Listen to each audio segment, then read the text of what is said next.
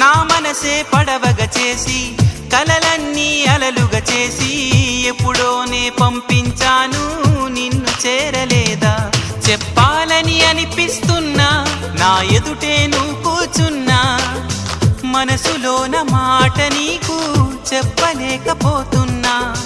చెప్పకుండా ఓ క్షణమైనా ఉండలేకపోతున్నా ఎలా చెప్పనమ్మా నా